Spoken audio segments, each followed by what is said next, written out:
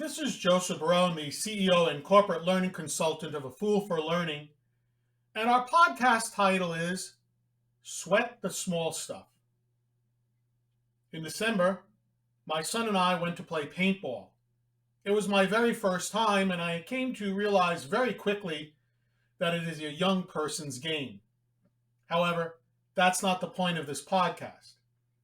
During one game, I was hit, and as I made my way to the sidelines, I could see my son moving up the right side of the barricades, attempting to outflank his opponent.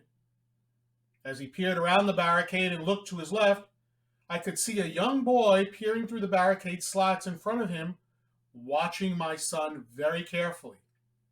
When my son was focused on his target, the young boy popped up from behind the barricade, fired 2 shots, and hit my son. Of course, we all laughed and at the end of the game congratulated the young man who had, quote unquote, shot my son. I asked my son if he did not see the young man. Of course not, he said, as he was small in size. Remember, he's a young boy and easily hid behind the wooden wall. It has become pretty popular in our day and age to hear the saying, don't sweat the small stuff.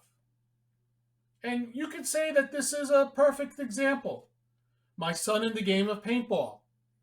It was a friendly game and everybody went home after having a great time.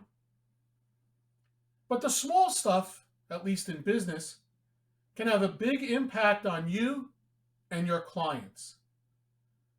What would happen if the decimal point was in the wrong place?